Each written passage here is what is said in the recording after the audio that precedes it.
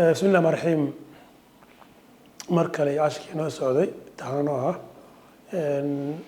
waxaan ku dhex jirnay chapter 3 aan u dhahnay aan u macdan waxa loo yaqaano measurementiga oo ahaa central tendency-ga iyo dispersion-ka soo marka almost chapter 3-ga half u dhamaaday oo laba qaybood ka hadlayay central tendency-ga oo aan uga soo hadalnay mean-ka medium-ka iyo mode-ka mean-ka waxaan u qaybanay haddaa xasuustaan arithmetic mean iyo weight mean iyo geometric mean medium-kuna wuxuu ahaa haddaa xasuustaan odd iyo even awani kisi iyo mode-kii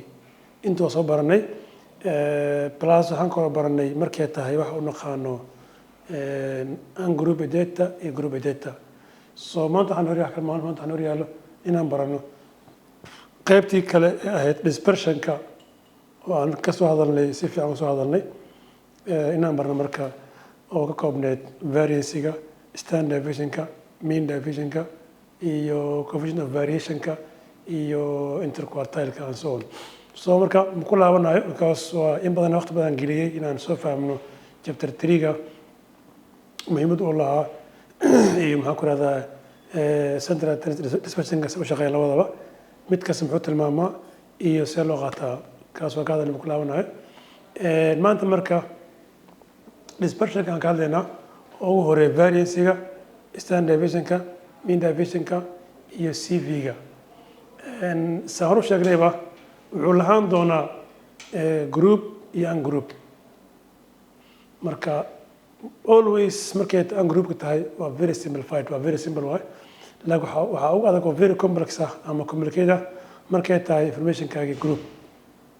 inaan soo xisaabi karno waxay markay group tahay noocan u qoran tahay inaan soo xisaabi karno variance-geeda standard deviation-keeda mean deviation-keeda and so on so marka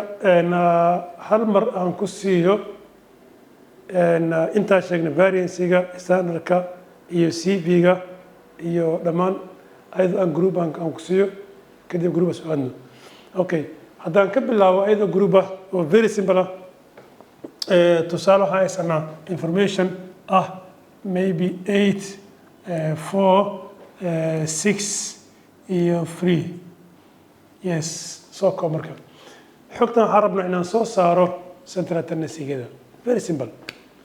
kadibna maxay aan soo saaro central tendency-ga intee loo jiraa yaa u jiro tirada ugu weyn iyo tan ugu yar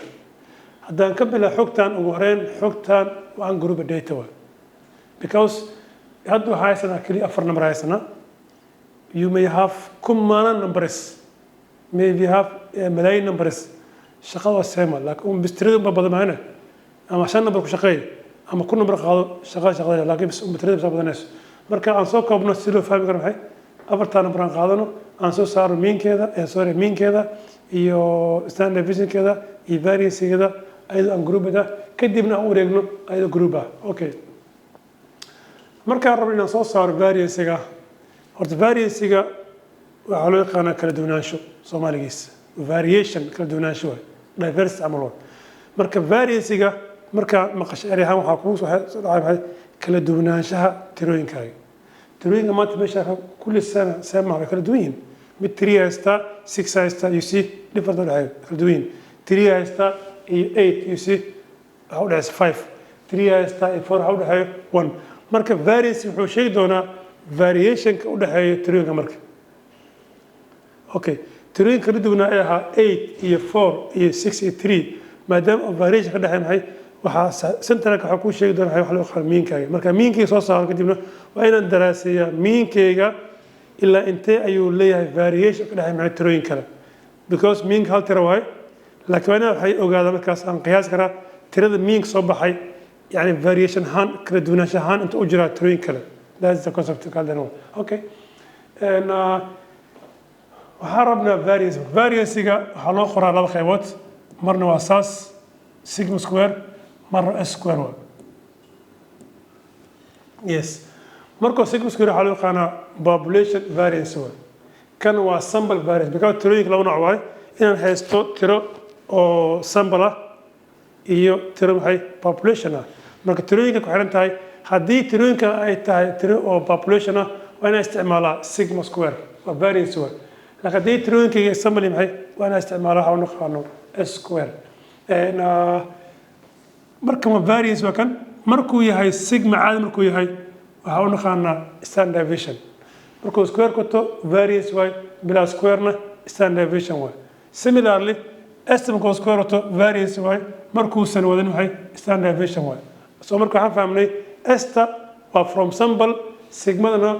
from population way marka square markuu saar yahay variance way markuusan wadana standard deviation ka way intaas ka ku hay waxaan ku jirnaa ungroup data dispersion-keeda especially qaybta aan ka hadlaynay variance-ga iyo standard deviation-ka ku jirnaa market ungroup okay then waxaan rabnaa inaan dhiso formula qaacidada formula dhisaay markaas waxay ka hoos shaqaynaysaa concept guud aniga waxaan rabnaa inaan soo saarno variation-ka u dhexeeya tirooyinkaas ama tirooyinkaas intay kala duwan yihiin kala duwanaansha wuxuu ku imaan badanahay subtraction kala jaris inaan kala goyso marka waxaan rabnaa inaan fahamnahay tiro kasta ka waxa u dhaqan x1 x2 x3 x4 waxaan ka wadnaa waxaan haysan 4 number x1 x2 x3 x4 qaacidada marka waxaan ku heli karaa x kasta waa ina x kasta sorry x kasta waa ina ka jara maxay waxa loo yaqaan mu kadibna square saara mu waxaa u naqaanay population mean x-na qiimahan maxaa rabnaa difference u dhexeeyo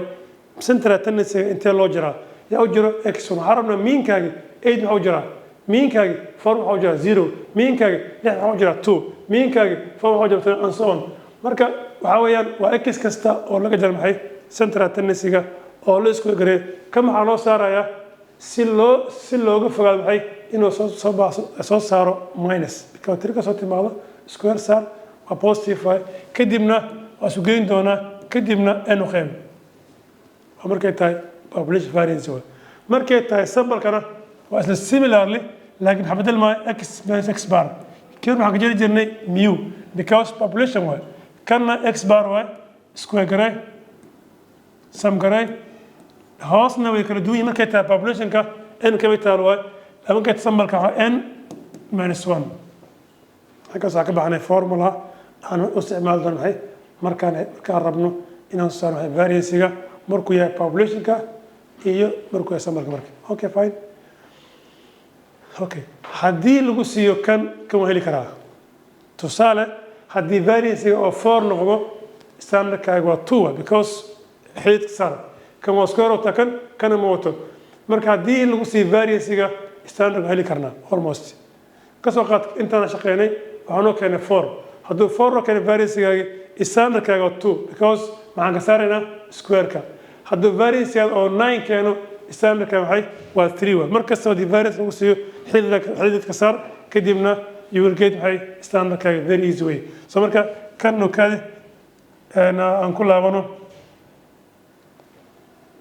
okay markii laga rabo inaad soo saarto variance-ga waxaa u baahan tahay x hour waa 8 iyo 4 iyo 6 iyo 3 laakiin mu meeshan mu waxaan u naqaanaa population mean waa inaa keensa maxay mu waxaan ku helnay waa 8 plus 4 plus 6 plus 3 divided by 1 2 3 4 mu equal to what waa 12 intaa waa 9 waa 17 waa 22 daqiiqan article afar qeyb waxaa soo baxay simple way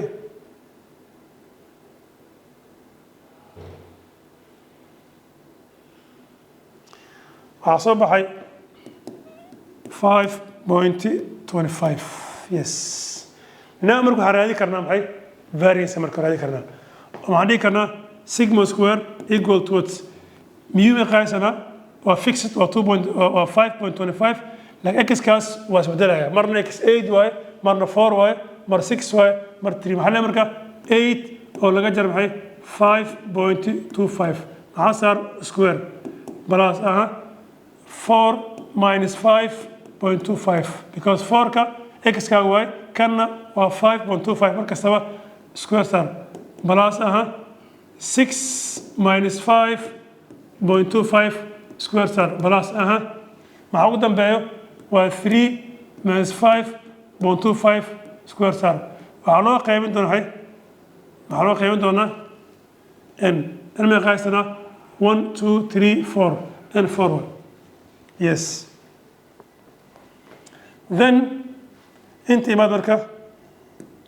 sigma square equal to what? Markaan kala gooyno waxaa leedahay 8 minus 5.25 kadib waxaa saaran square oo maxay square kale markaas waxaa soo baxaya 7.625 plus waxaa leedahay 4 minus 5.25 equal to lagu dhuftay maxay laba jibaar waa 1.5625 plus 6 minus 5.25 laba jibaar waxaa soo baxay maxay waa 7.625 okay and 8 minus 5.25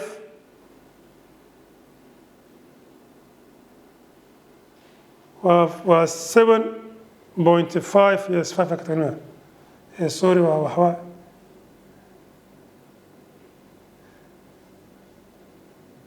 kan wuxuu noqon doonaa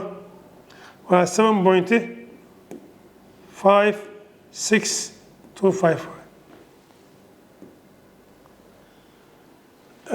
waxaa inoo soo haray 6 minus 5.25 6 minus 5.25 waa 0.75 markii aan jibaarno waxaa soo baxaya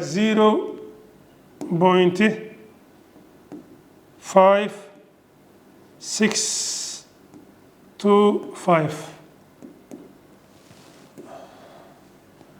oo lagu daray last one waa 3 minus 5.25 oo la jibaaray waxaa soo baxayo waa 5.0625 qalinkan badashto kalarkiisa okay variance square okay divide by waxaan qeybin doonaa 4 soo ma okay intaa markaas ku darno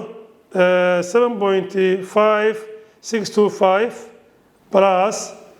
1.5625 plus 0.5625 plus 5.0625 equal to kor waxaa soo baxaya 14.75 divided by 4 equal to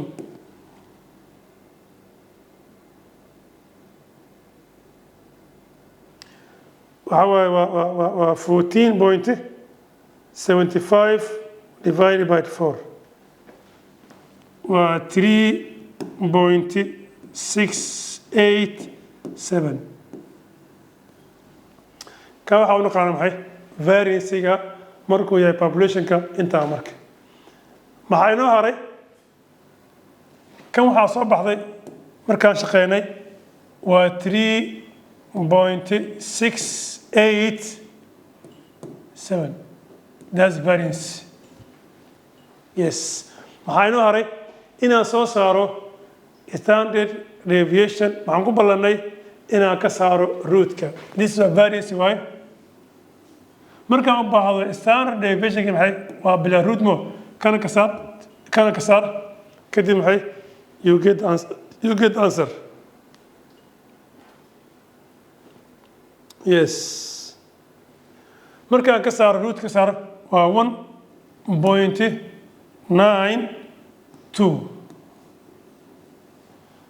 almost waa 2 approximate maxay waa 2 kasoo buuxina taqriiban waa 2 okay naan waxaan rabnaa inaan fahmno maxay muhiimadda uu leeyahay marka shaqada qaban waxaan haysanaa tirooyin waa 8 waa 4 waa 6 waa 3 waxaan soo raadinay central tendency-geeda oo ahaa mean miyugeeda waxay noo keentay meankeeda wuxuu noo keenay 5.25 waa noo keenay meankeeda okay fine waxaan fahmi karnaa tirooyinka markaa fiirin maxay central tendency-gooda waa 5.25 numberka dhex bartanka yaalo waa 5.25 ani maxaa haysanaa waxaa haysanaa 8 iyo 4 iyo 3 iyo 2 yaa ugu yar 3 yaa ugu badan 8 dhexda waxaa yaalo waa 5.25 yes waxaan sheegnay central tendency-ga laakiin waxaa dhimanka su-aal ah 5.25 kaas intee loo jiraa yaa u jiro highestigaaga yaa u jiro lowestigaaga bal aan fiirino intee loo jiraa markaan fiirino inta waxay loo jiro waxay noqotay almost 2 waxaan rabnaa 2 markaan kan ku darno waa inuu keeno maxay qiimihii aan haystay mostly waa inay gudaha ku jiraan okay aan fiirino bal okay meankayga waa 5.25 waa plus or minus standardkayga waa 2 markaan isu geyno waxay noqon doontaa waa 7.25 markaan kala goyno waxaa noqon doonaa 3.25 ama waa 5.25 qiimaha sax maya mase maahan almost sax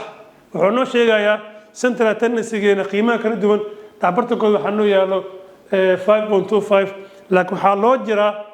2 yaa u jiro standardka u jiro maxay kadib markaa isku darno waxaa noqday 7.25 markaa kala goyn maxay waxaa noqday 3.25 kan markaa dhammays kan maadaama ka soo buuxin karin maxaa noqday only 7 maadaama kanna waxay buuxin karin kan tur maxaa noqday 3 okay kan waa 5 maxaa sameynay buuxin 5 maxaa raacay 2 bar tur meankaaga 5 amo ka maxaa raacay 0.25 tur ka maxaa raacay tur waa 3 marka wuxuu leeyahay tirooyinka haysan waxa ugu yar 3 waxa ugu badan 7 kulli miya may laakiin mostly waa balaan fiirin bal 4 aaway gudaha ku jira 3 aaway gudaha ku jira 6 aaway gudaha ku jira yaa ka banaanka yaalo only 8 marka waxaa dhihi karnaa markaan soo saarno maxay central tendency-geena wuxuu inoo keenay maxay in meankaaga loo jiro waxa uu naqaan maxay number 2 intee keenay standard deviation keena waa mean maqaaysanaa 5.25 markaan isku geyno waa 7.25 markaan kala goyno waa 3.25 maxaan sameynay rounding mid waxaan keenay 3 iyo 7 maxaa haysanaa 4 tiro 3 ka mida gudaha ku jirtaa that's true haddii kulli gudaha galaan waa wasaar abno laakiin tirooyinka aan haysan mostly dhexbartankooda 5 waaye ugu badnaan 7 waaye ugu yaraan 3 waaye markaan fiiriyo 4 number 3 ka mida gudaha ku jirtaa that's the game okay waxaan ka baxnay variance-ga iyo standard deviation-ka markay tahay maxay ungroup midda kale caqliga isticmaal xogtan waxaan u isticmaal as a population waxaan u isticmaalnay sigma square variance iyo sigma standardka similarly waa isticmaali karaa kan waa variance for sample xogtii haysta meesha aad adhaysa mu bis ka dhig maxay meesha aad dhahay mu bis waxaan ka dhigi doonaa x bar very simple xogta waxay noqotay xog population ka maxaan nahnay x bar very simple ka maxaan nahnay x bar very simple kadibna maxaan rabnaa inaan soo saaro ayadoo group mo ayadoo sheeg oo sample ka maxuu noqday s square bis ka maxuu noqday x bar ku bedelo ka maxuu noqday n minus 1 n maqaaysta 4 intaas samey then you get numberka soo bixi doona maxay wuxuu noqon doonaa okay undamasterable inta waa segmit kama xaraanay s square soma 8 waa same mean waa same kama xaymaan doona bis 4 minus 1 because wuxuu wataa n minus 1 inta kore waa segmit laakiin xagga xaymaan doona 4 minus 1 xagga xaymaan doona maxay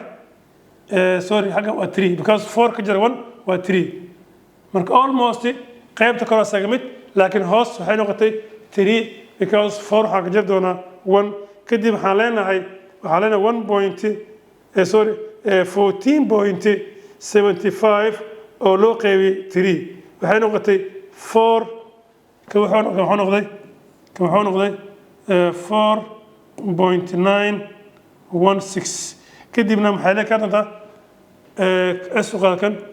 qalkan kadibna s square wuxuu noqday maxay variance wuxuu noqday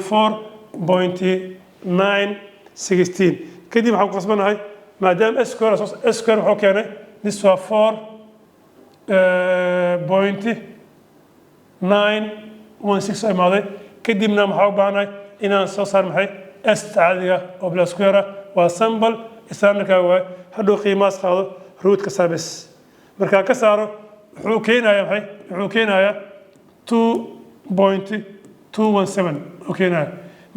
markuu sambalka yahay standardka waxaa noo keenay 2.217 markuu yahay population waxaa noo keenay almost 1.92 the difference only markuu populationka sigma square yahay hoos waxaa yaalo n keliya laakiin markuu sambalka yahay hoos waxaa yaalo m-1 markii oo populationka maxaa u qaybinay totally 4 oo qaybinay laakiin markuu sambalka maxaa u qaybinay 3 intee keentay waa n-1 waay the formula waay waxaan ka baxnay standard deviationka variancega populationka iyo markay tahay sambalka I think you get the point waxaa inoo dhiman inaan ku daro qaybta kale oo loo yaqaan maxay coefficient of variation CV-ga waxaan naqaan CV-ga wax kale ma ahan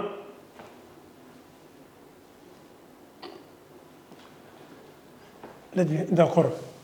CV waxaan naqaanaa coefficient of variation waxaan ku heli karnaa ST divided by x barki 100 ka waxaan u naqaanaa coefficient of variation waa horgalaha ama wehliyaha kala duwanaanshaha Soomaaligiisa kan wuxuu noo sheegaa tirooyinkan kala duwan ee ahaa 8 iyo 4 iyo 6 iyo 3 boqolkiiba kala duwan yihiin okay مثلا waxaan tirooyinkaas boqolkiiba 80 kala duwan waxaan dareemi karnaa farqi weyn u dhexeeya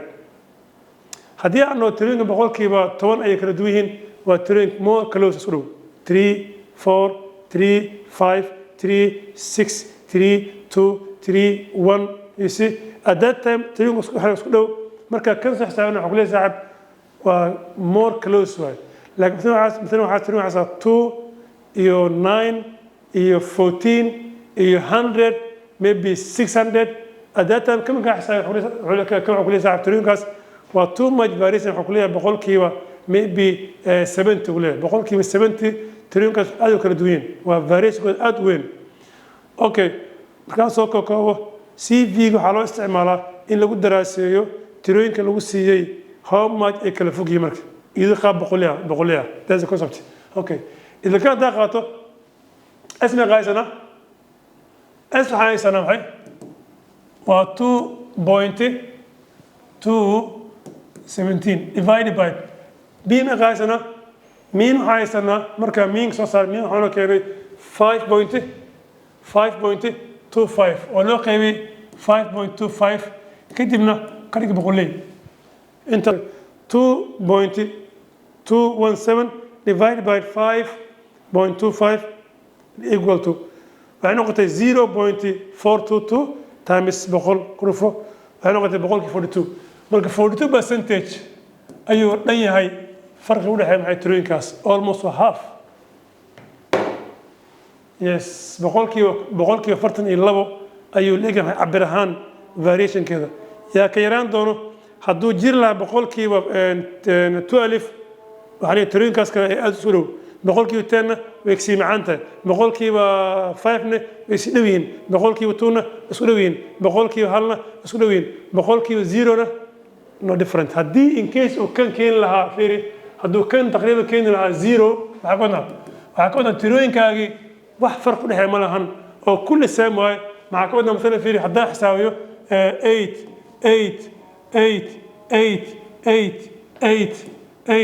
8 intaan 8kan haddaa soo xisaabiyo CV-gooda wuxuu leeyahay 0 boqolkiiba maxaa ka wadaa markaas boqolkiiba eber ayay maxay kala fog yihiin macnaha waxaan ka wadaa no variation at all boqolkiiba 0 waa maxay farqiga u dhexeeya because all 8 no difference no variation marka conceptiga CV-ga faham waxaa ka wadnaa tirooyinkan lagu soo yahay ilaa intee ayay kala duwan yihiin variance ahaan if they are same number CV-ga 0 waa if they are different asaga waxaan haddii aad u kala duwan yihiin CV-ga waa badan yahay haddii ay isku dhow yihiin مثلا في galaas ayaa imtixaan qaaday marka imtixaankaas ka qaaday galaaskaas CV-gooda 0 keen CV-gooda waa 0 maxaan fahmay galaas kulli isku buundo waa wax ma kala duwana ama boqolkiiba boqol ay keenseen ama boqolkiiba konton ay keenseen wax qiimo ay haystaan galaaskaas kulligiis waa same values waay kadib waxaa ogaanay wax u dhexeeya ma lahan okay si kale u sheeg firi haddaan haysto 8 haysto miinkayga celceliskayga 8 waay sandarkayga 8 because waxay haysta 8 ka soo celi 8 keen 8 ka soo celi 8 keen tirooyinka dee same yihiin ka camal miinkaaga 8 waay standard deviationkaaga maxay waa 0 kan wuxuu sheegi